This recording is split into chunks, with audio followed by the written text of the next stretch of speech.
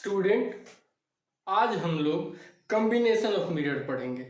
Plane mirror का combination पढ़ेंगे और उसके बाद कुछ क्वेश्चंस जो है वो हम लोग देखेंगे क्वेश्चन।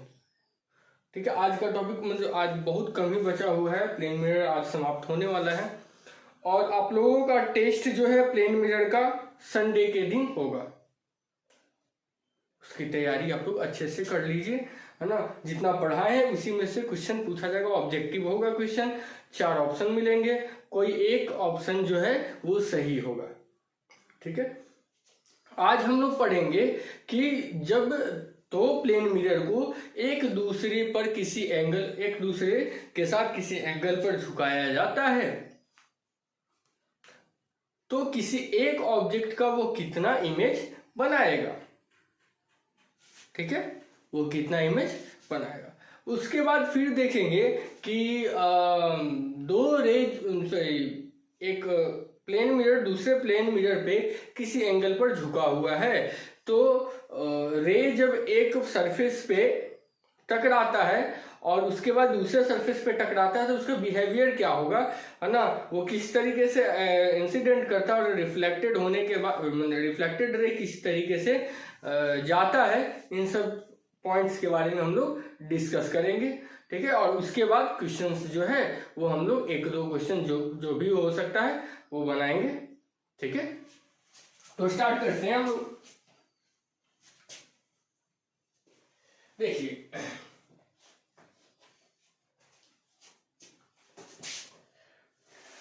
ये एक प्लेन मिरर है और ये एक प्लेन मिरर है। दोनों प्लेन मिरर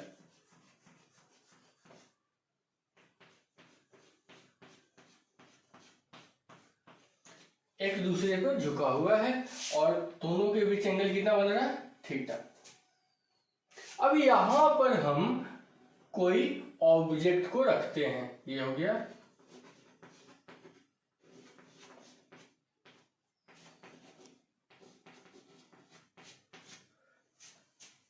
तो ये दोनों दर्पण के द्वारा इसका कितना प्रतिबिंब बनेगा इसके बारे में डिस्कस करते हैं। टॉपिक का नाम हम लोग लिख लेते हैं,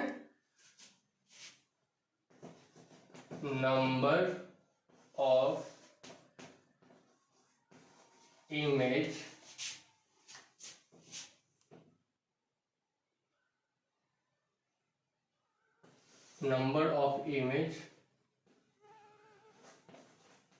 formed between two plane mirror.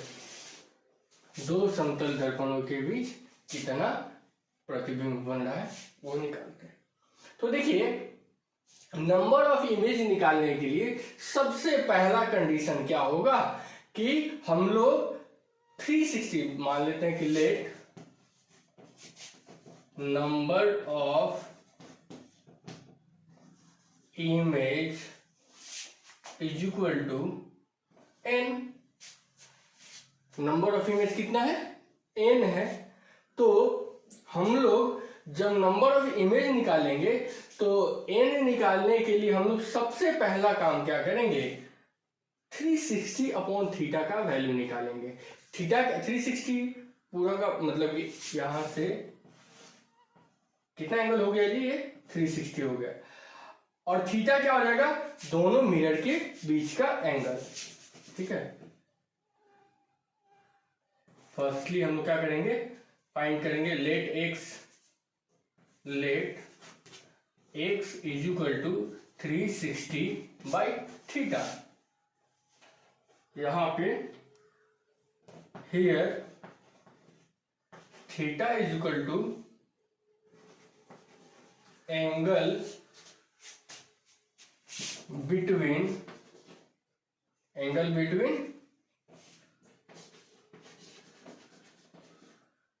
Plane mirror, दोनों समतल दर्पण के बीच का कोण है। ठीक है, अब देखिए कि if x is equal to even, मतलब इससे इसको कटाते हैं, तो कटाने के बाद अगर हमको x का वैल्यू इवन आता है, x का वैल्यू हमको इवन आता है, तो n इज इक्वल टू क्या आ जाएगा, n is equal to x minus 1 बराबर 360 बाई थीटा माइनस 1। जैसे ये दर्पण है, दो समतल दर्पण एक दूसरे पे कितने कोण पे, मान लेते हैं 45 डिग्री पे या 90 डिग्री पे, दोनों कितने पे है, 90 डिग्री पे है। इफ एग्जाम्पल देख लेते हैं, if theta is equal to 90 degree then n is equal to what, तो theta is equal to 90 degree, तो x इज इक्वल टू कितना हो जाएगा 360 बाई 90 बराबर कितना 4। अब ये 4 बताइए ऑड है कि इवन है, 4 तो इवन है, और जब इवन रहेगा तो हमारा फॉर्मूला क्या है, n is equal to x minus 1, तो कितना हो जाएगा 4 माइनस 1 बराबर 3, और ये हो जाएगा आंसर। मतलब कि दो समतल दर्पण एक दूसरे से 90 डिग्री पर हो तो उसका प्रतिबिंब, उसमें किसी एक वस्तु का प्रतिबिंब कितना बनेगा, 3 बनेगा। दूसरा केस है, ये तो आपका पहला केस था, अब दूसरा केस देखते हैं।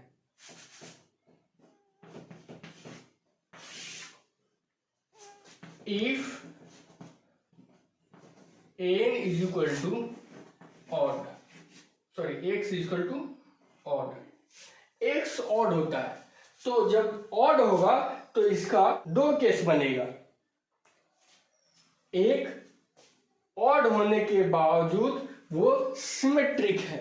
सिमेट्रिक मतलब क्या हुआ कि यहां पे अगर ऑब्जेक्ट रखे हुए हैं, ठीक है, तो सिमेट्रिक कब होता है, जब ये हो गया अल्फा और ये हो गया बीटा, ये अल्फा और ये बीटा, अगर अल्फा बीटा के बराबर है तो सिमेट्रिक है, अगर अल्फा बीटा के बराबर नहीं है तो अनसिमेट्रिक है। तो if x is odd and alpha is equal to beta, मतलब क्या,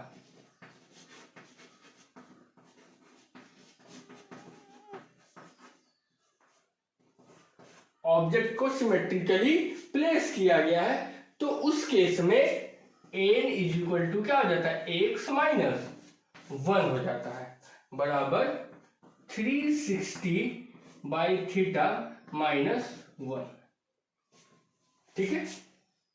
और दूसरा क्या हो जाएगा, if x is equal to odd and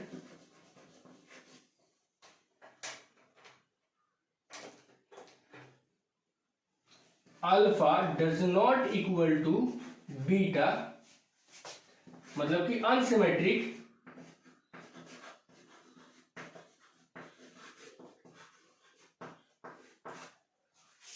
तो उस केस में n इज इक्वल टू क्या हो जाएगा, x बराबर 360 बाई थीटा, ये हो जाएगा वैल्यू, ठीक है इस पे। अच्छा एक चीज देखिए, अगर क्वेश्चन में कभी नहीं देता है ना, कभी कभी क्वेश्चन में सिमेट्रिक है अनसिमेट्रिक है ये सब नहीं देता है, तो उस समय हम अनसिमेट्रिक ही लेंगे।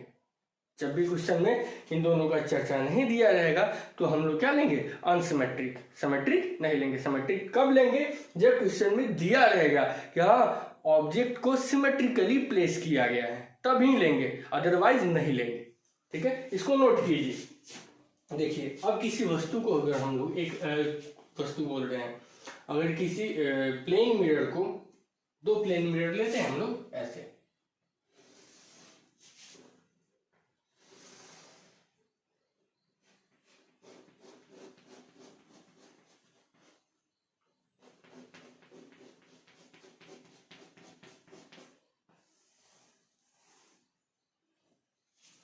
बीच में एक ऑब्जेक्ट को हम लोग रख देते हैं, बीच में ऑब्जेक्ट को रख देते हैं। अब एक चीज बताइए, दोनों प्लेन मिरर के बीच का एंगल कितना है?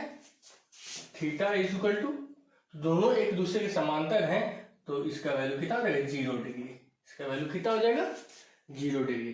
तो अब नंबर ऑफ इमेज बताइए तो कितना बनेगा? तो सबसे पहले तो हम लोग एक्स निकालेंगे, तो x equal to 360 degree by 0 degree, बराबर कितना हो जाएगा?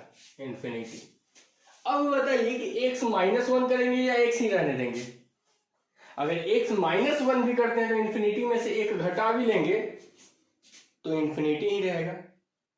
एक्स रहने भी देते हैं तो क्या होगा? इन्फिनिटी ही होगा। तो n is equal to x और x -1 कुछ भी कर लीजिए, आपको वैल्यू क्या आएगा? इन्फिनिटी, है ना? तो हम लोग लिख सकते हैं when two plane mirror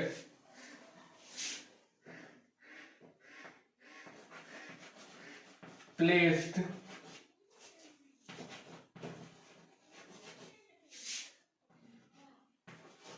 parallel to other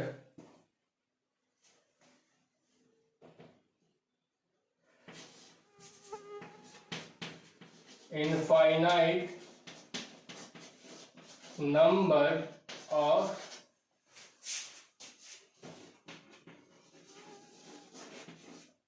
is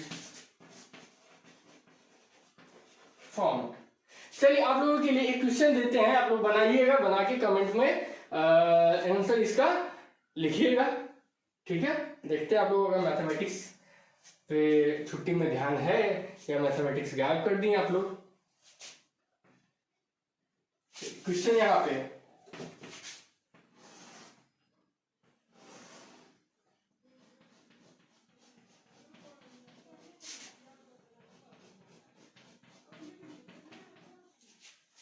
ये दो प्लेन मिरर एक दूसरे से 20 सेंटीमीटर पे है, ठीक है? इस मिरर से 5 सेंटीमीटर की दूरी पर कोई ऑब्जेक्ट को रखा गया, तो निश्चित रूप से यहां से कितनी दूरी पे होगा? 15।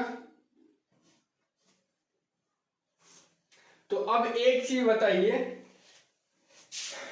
इसके द्वारा या इसके द्वारा, मिरर के द्वारा जो इमेज का फॉर्मेशन होगा वो किस सीरीज में होगा? क्वेश्चन है फाइंड द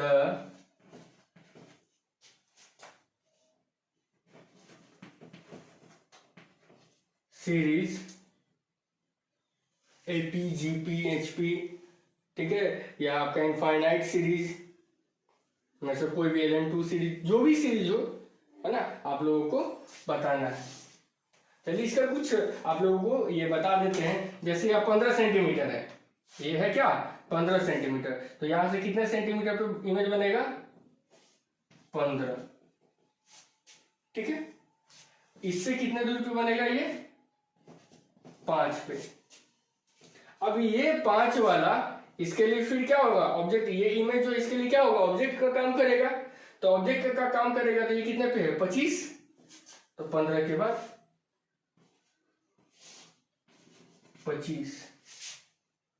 अच्छा, ये जो है ये इसके लिए इमेज का काम करेगा तो कितना होगा? 20 और 15 35।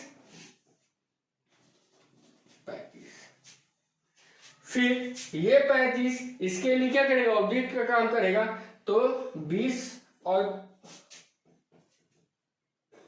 35 55। तो यहां से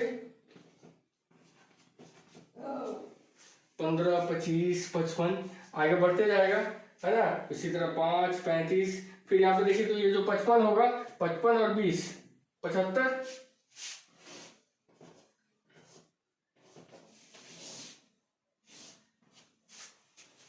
इस तरीके से इमेज बनता जाएगा, है ना। अब आप लोग बताइएगा कि ये कौन सा सीरीज को फॉलो कर रहा है, ठीक है। इसका आंसर आप लोग कमेंट सेक्शन में लिख के बताइएगा। अब जो है हम लोग नेक्स्ट पॉइंट देखते हैं। अब हम लोग प्लेन मिरर में रेज का कैरेक्टरिस्टिक्स समझेंगे। देखिए पहला देख लेते हैं। ये प्लेन मिरर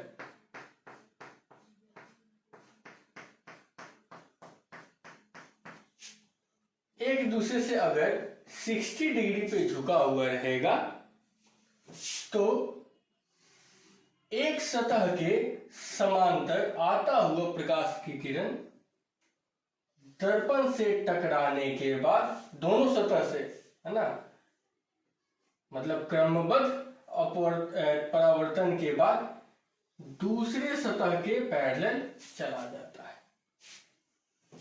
ये दूसरे सतह के पैरेलल क्या हो जाता है, चला जाता है। या फिर ऐसे बोला जाए, क्वेश्चन को इस प्रकार से पूछा जाता है कि दो समतल दर्पण एक दूसरे से कितने एंगल पे जुड़े हैं यदि उनसे एक सतह के समांतर आने वाली प्रकाश की किरण क्रमबद्ध परावर्तन के बाद दूसरे सतह से परावर्तित होकर दूसरे सतह के समांतर निकल जाती है, तो उन दो दर्पणों के बीच कोण कितना होगा, तो 60 डिग्री। अच्छा एक चीज देखिए, अभी हम एंगल ऑफ डेविएशन की बात करते हैं, इसको तो पहले लिख लेते हैं हम लोग, है ना।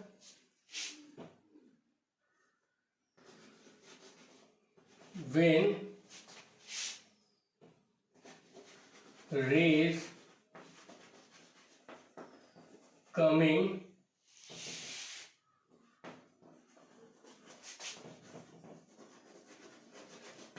parallel to one surface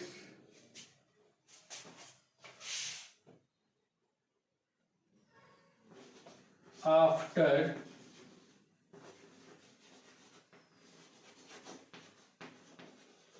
consecutive reflection goes parallel to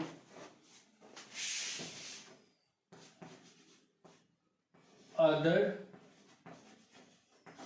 surface, then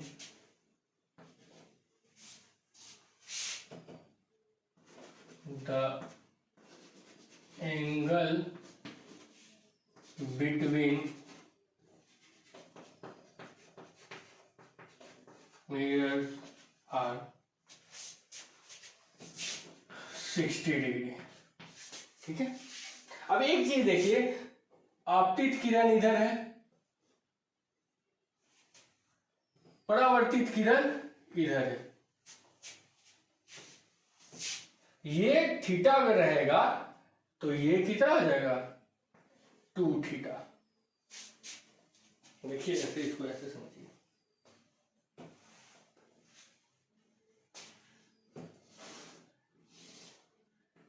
ये थीटा है,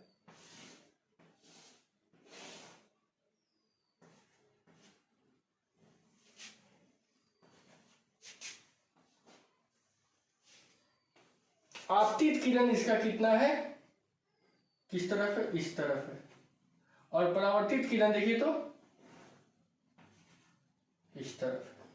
तो अगर ये थीटा होगा तो ये कितना हो जाएगा,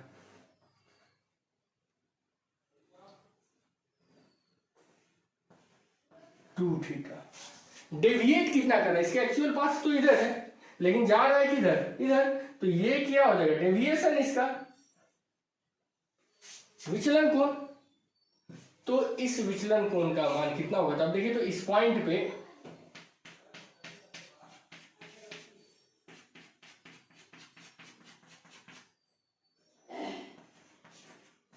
आप ज्योमेट्री से इसको कैलकुलेट करके और देख लीजिएगा, है ना, ये 2 थीटा आएगा।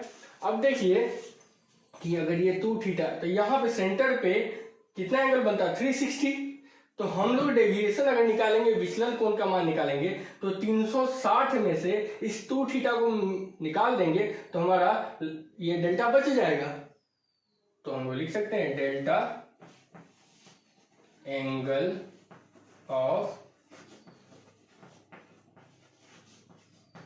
डेविएशन इज इक्वल टू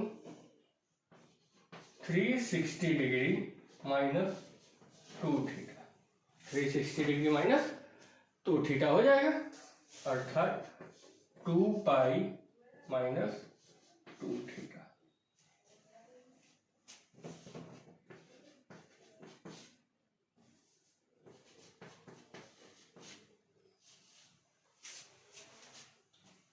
उसके बाद अब देखते हैं नेक्स्ट पॉइंट कि दो समतल दर्पण एक दूसरे से यदि 90 डिग्री पर जुड़े हैं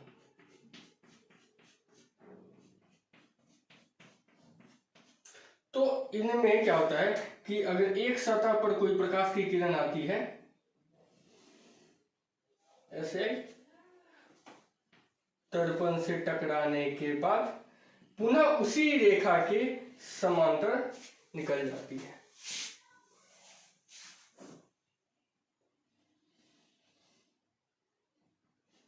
मतलब दोनों के बीच 180 डिग्री का कोण बन जाता है ना, और एंगल कितना हो जाएगा 90 डिग्री। तो इसका हम लोग लिख लेते हैं when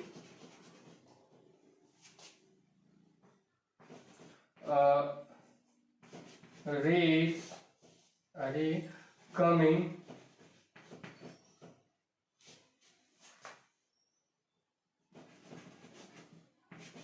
to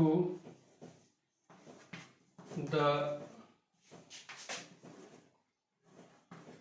surface of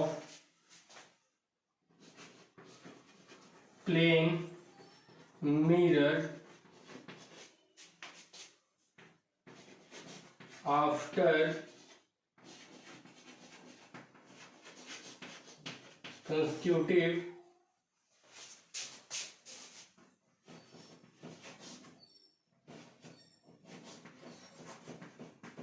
reflection, it goes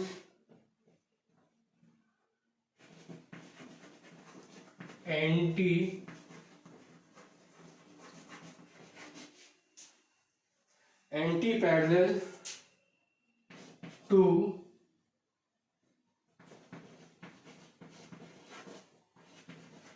incident ray, then the angle between mirror must be 90 degree. ठीक है, जब किसी समतल दर्पण की किसी सतह पर प्रकाश आने वाली प्रकाश की किरण दर्पण से क्रमबद्ध परावर्तन के बाद उसी प्रकाश की आपतित किरण के प्रति समांतर निकल जाती है तो निश्चित रूप से दोनों समतल दर्पण के बीच का कोण कितना होगा 90 डिग्री होगा।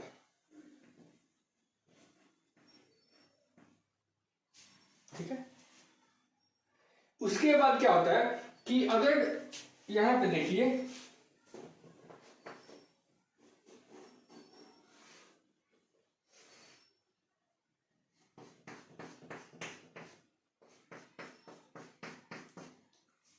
कोई प्रकाश की किरण आई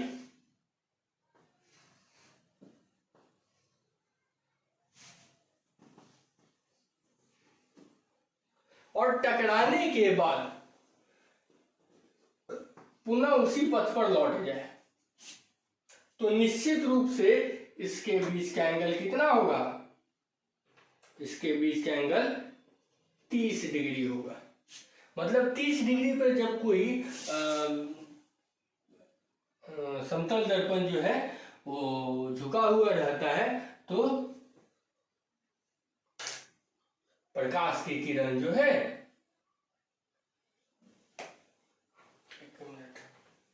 यहाँ पे देखिए, यहाँ पे 90 डिग्री हो जाएगा, यहाँ पे 60 डिग्री हो जाएगा, फिर यहाँ पे 30 डिग्री हो जाएगा। तो चूंकि परपेंडिकुलर फॉल कर रहा है, ये फॉल क्या कर रहा है, परपेंडिकुलर, और इस सरफेस के समांतर आ रहा है। इस सतह के जैसे ही समांतर आएगा, टकराने के बाद वो नीचे गिरेगा, परपेंडिकुलर फॉल करेगा। और किसी भी सतह पर जब लंबवत रेखा गिरती है, प्रकाश की किरण जब लंबवत गिरती है, तो वो उसी पथ पर क्या हो जाता है, वापस चला जाता है ना। तो ये केस कब होगा, जब दो दर्पण के बीच 30 डिग्री का मान होगा। तो इसको लिख लेते हैं,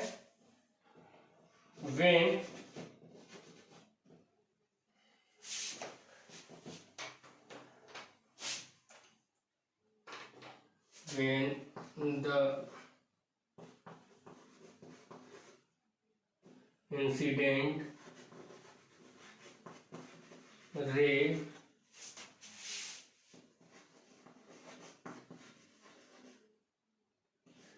retraces its own path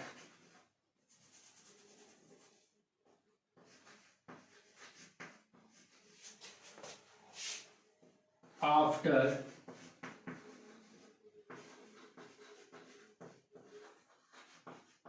consecutive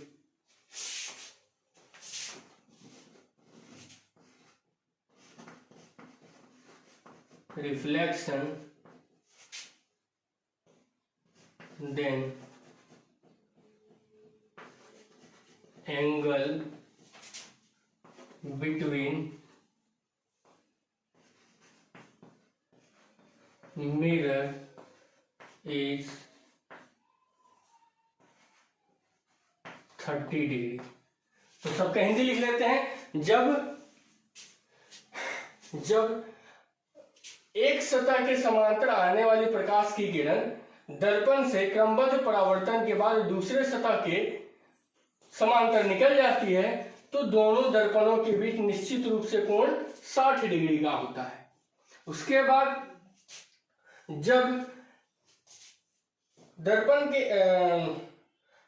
के एक सतह पर आने वाली प्रकाश की किरण क्रमबद्ध परावर्तन के बाद उसी आपतित किरण के प्रति समांतर निकल जाती है, तो निश्चित रूप से दोनों दर्पणों के मध्य 90 डिग्री का कोण होगा।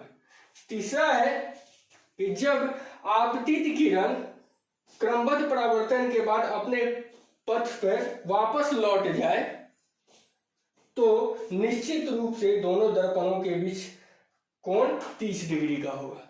ठीक है, इसको नोट कीजिए। अब आपके लिए कुछ क्वेश्चंस जो हैं घर पे बनाने के लिए, प्रैक्टिस करने के लिए, उसको आप लोग लिख लीजिए, है ना। इंग्लिश तो लिख दिए हम, हिंदी आप लोग लिख लीजिए। जैसे पहला क्वेश्चन है कि दो प्लेन मिरर एक दूसरे से 90 डिग्री पर जुड़े हुए हैं और एक ऑब्जेक्ट यहाँ पर रखा हुआ है। ये क्या है,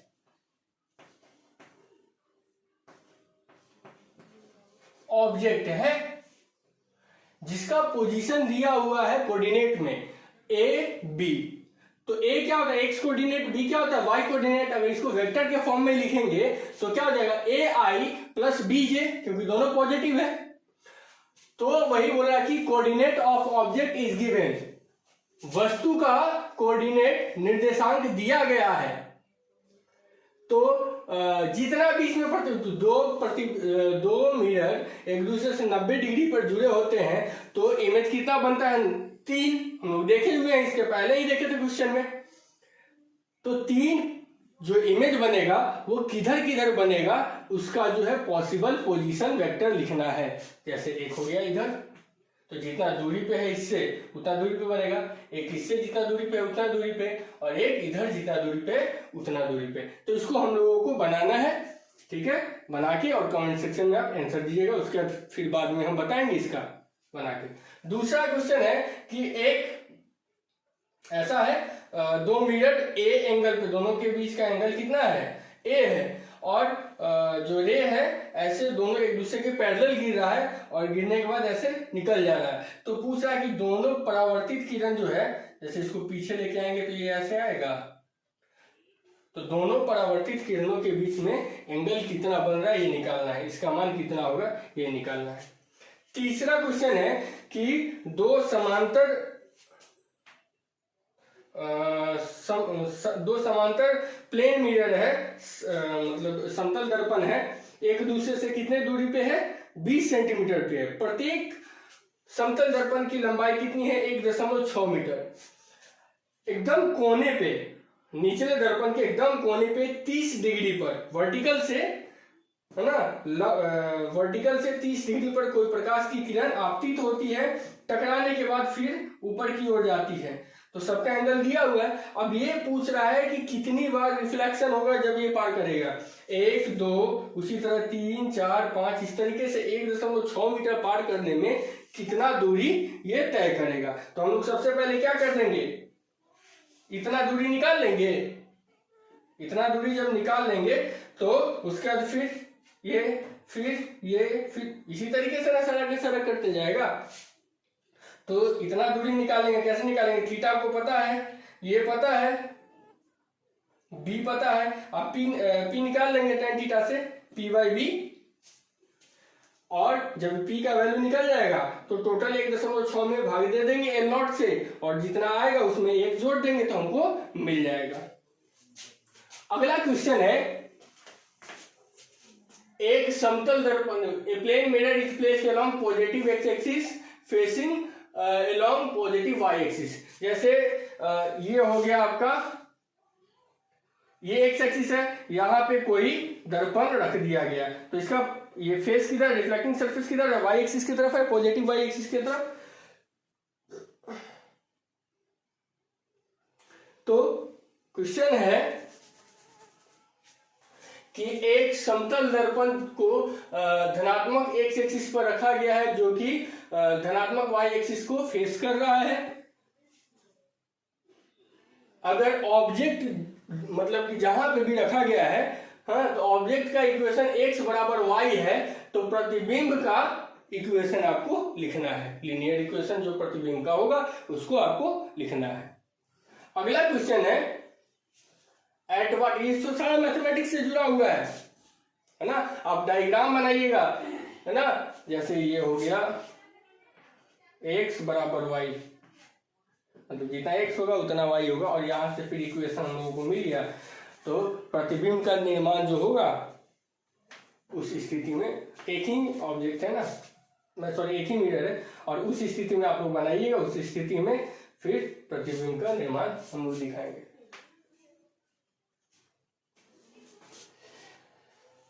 eight what instant, at an instant a what, अच्छा किसी क्षण कोई घड़ी जो है वो 3:25 दिखा रही है। अगर उसी टाइम को, उसी घड़ी को हम लोग किसी दर्पण में देखेंगे तो उस समय टाइम कितना दिखाई देगा, इसको निकालना है, ये क्वेश्चन को लिखना है ना। हिंदी में हो जाएगा कि किसी क्षण कोई घड़ी 3:25 समय दिखाता है, यदि उस समय उसे हम किसी दर्पण से देखें तो उस समय कितना दिखाई देगा।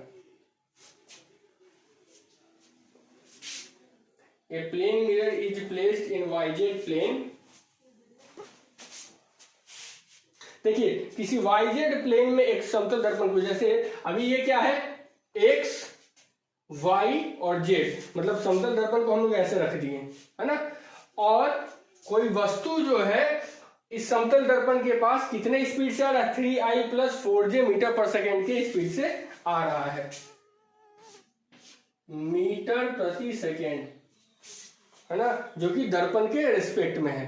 तो इमेज का जो स्पीड होगा वो कितना होगा, ये आप लोगों को निकालना है। ठीक है, तो इसको बना के और कमेंट सेक्शन में आप आंसर लिखिएगा, फिर नेक्स्ट जो है इसका सॉल्यूशन का भी वीडियो आप लोगों को भेज देंगे।